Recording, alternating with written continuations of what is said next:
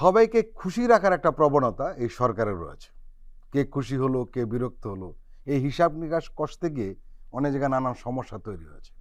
এবং কেউ কেউ কিন্তু এই কারণে গভর্নমেন্টকে তোয়াক্কা না করার একটা প্রবণতা চলে আসে এবং একই সঙ্গে সরকার যে সংস্কারের পথে যাচ্ছে সেখানে বাধাগ্রস্ত হচ্ছে বলে অনেকে অভিযোগ করেছেন অথবা মন্তব্য করেছেন। বিষয়টি আপনারা কিভাবে দেখছেন? বাংলাদেশের কনটেক্সটে যদি দেখেন যে এই ইন্টারিম গভর্নমেন্টের ম্যান্ডেটটা কি, ইন্টারিম গভর্নমেন্টের ম্যান্ডেটটা হচ্ছে রাষ্ট্র সংস্কার করা। রাষ্ট্র সংস্কার করার জন্য যা যা করার সেটাই আমরা করছি। এতে কেউ অসন্তুষ্ট হচ্ছেন, কেউ সন্তুষ্ট হচ্ছেন, কেউ মনে করছেন যে আমরা স্লো কাজ করছি, আরও ফাস্ট করা উচিত। অনেক ধরনের কথা আসছে, আমরা কিন্তু কোনো কিছুই ফেলে দিচ্ছি না, কথাগুলো নিচ্ছি। আমাদের যদি নিজস্ব কোনো দোষ ত্রুটি থাকে আমরা সেটা শুধরানোর চেষ্টা করছি।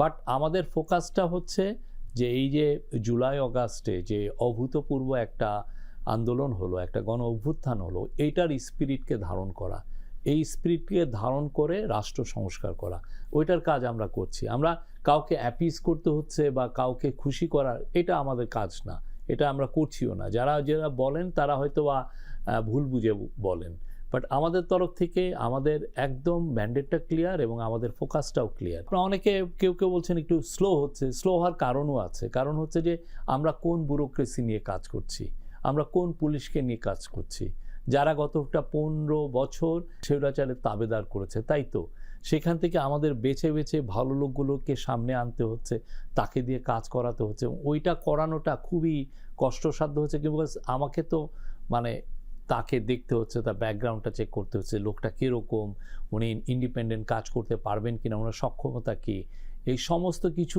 বিচারে আমি বলবো যে আমাদের ব্যুরোক্রেসির জন্য কিছুটা হলে স্লো ডাউন হয়েছে। বাট আদারওয়াইজ আমাদের ফোকাসটা ক্লিয়ার এবং আমাদের যারা ইন্টারিম গভর্নমেন্টের যারা অ্যাডভাইজার আছেন তারা দিন রাত কাজ করছেন। আমি এমন কাউকে পাচ্ছি না যে সপ্তাহে 7 দিন কাজ করেন না এবং প্রতিদিন 10, 12, 15 ঘন্টা কাজ করেন না। কিন্তু সমস্যা দেখা দিচ্ছে দুটো জায়গাতে বড় ধরনের। আমরা একটা জিনিস আশা করেছিলাম যে 31শে ডিসেম্বরের মধ্যে সবাই তাদের আয় সম্পত্তির হিসাব নিকাশটা দিবে এবং আমরা দেখেছি আপনি দিয়েছেন, ফেসবুকে আপনি দিয়েছেন এবং আপনার এই দেওয়াটা অনেক বেশ আলোচিত হয়েছে। কিন্তু আমরা অন্য কাউকে দেখছি না যেটা দেওয়ার কথা ছিল, 1 নম্বর। 2 নম্বর হলো যে জুলাই প্রক্লামেশন নিয়ে যে কথাটা সেটি সামনে আসা উচিত ছিল, কিন্তু আমরা এখন আর সলিউশন দেখছি না। বলা হচ্ছিল যে 1 সপ্তাহের মধ্যে হয়ে যাবে। না, দুইটা বিষয় আমি বলবো যে কাজ হচ্ছে। এটার আয়ের বিষয়টা তো আপনাকে একটা ডেট দেওয়া হয়েছে, আমার মনে হয় এটা 15ই ফেব্রুয়ারি বোধহয় ডেট, কিন্তু এটা বাড়ানো হয়েছে, কিন্তু বারবার প্রথম ছিল 30শে নভেম্বর, 31শে ডিসেম্বর। এমনিতে তো ওনারা সবাই আয়কর জমা দেন, ওইখানে আয়করের রিটার্নের মধ্যেই কিন্তু দেওয়া থাকে তাদের সম্পত্তির হিসাব।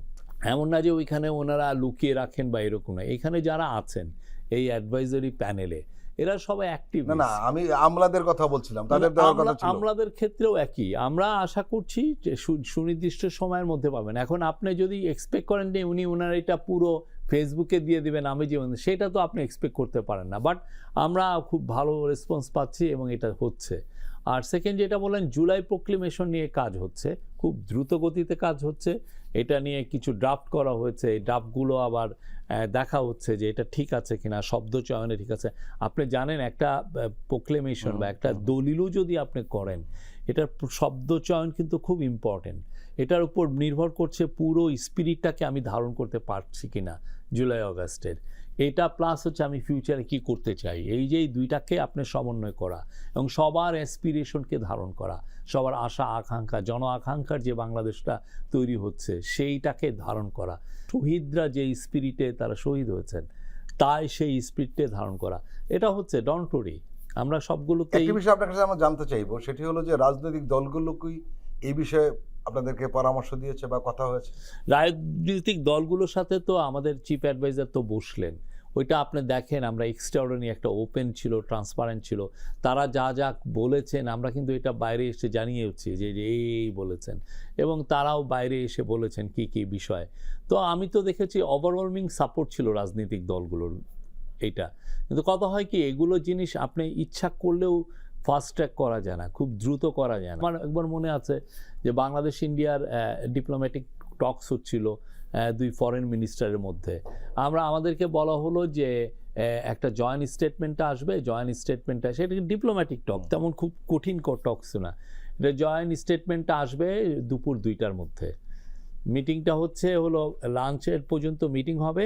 লাঞ্চটা যখনই ওনারা শেষ করবেন, 2 ফরেন মিনিস্টার, তখন এরা জয়েন্ট স্টেটমেন্টটা ওনারা রিড আউট করবেন বা এটা আমাদেরকে দিবেন। আমি তখন সাংবাদিক। কিন্তু সেই জয়েন্ট স্টেটমেন্ট রাত চলে গেছে, রাত 3টার দিকে আমরা সেটা পেয়েছি। বিকজ তারা একটা শব্দ নিয়ে দুইজনে, আমি এটা নিব না, আরেকজনকে না, এটা ছাড়া হবে না।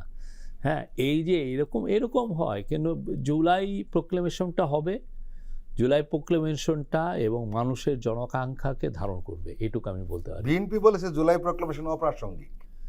না, আমি তো মনে হয় না এই কথাটা, কিন্তু বিএনপি যখন ওনাদের স্থায়ী কমিটির মিটিং এর সিদ্ধান্তের পরে স্থায়ী জানানো হয়েছে। কমিটির যিনি রিপ্রেজেন্টেটিভ ছিলেন ওইখানে, উনি কিন্তু এই কথাটা বলেন নাই।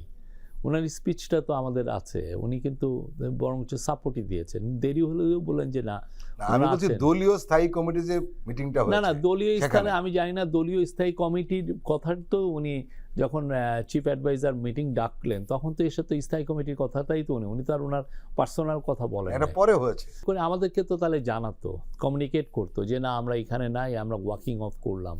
সেগুলো তো কিছু জানায় নাই সোফার। এরকম একটা কথা বলা হয়ে থাকে, রাজনৈতিক দলগুলো আপনাদের সঙ্গে যে আলাপ করেন, বাইরে এসে সেটা বলেন বা অন্যরকম ভাবে বলেন, এবং আপনারা বিষয়টা এড়িয়ে যান এই কারণে যে এটা কোনো সমস্যা না, রাজনৈতিক বক্তব্য দিতেই পারে। আমাদের কথা হচ্ছে যে ওনারা তো রাজনৈতিক দল এবং আমাদের অংশীজন, ওনারা আমাদের পার্টনার, ওনারা অবশ্যই। আমাদেরকে অকুণ্ঠ সমর্থন দিয়েছেন, এটার কোনো আমরা ব্যত্যয় দেখি নাই। আর ওনাদের তো কনস্টিটিউয়েন্সি আছে, ওনার সাপোর্টারদের আছে, তাদের জন্য তো ওনাদের কথা বলতে হয়, ঠিক না? তো ওইটা মনে হয় যে সাপোর্টারদের জন্য ওনার যে কথাটা বলছে না, আমাদের সাথে যে কথা, অনেকে ওইটার মধ্যে একটা ফারাক দেখতে পান। আমরা এখানে কোনো ফারাক দেখি না। আমরা মনে করি তারা তাদের গোলে যেরকম স্থির আছেন, আমরাও আমাদের গোলে স্থির আছি। এবং আমাদের সবার গোল কি?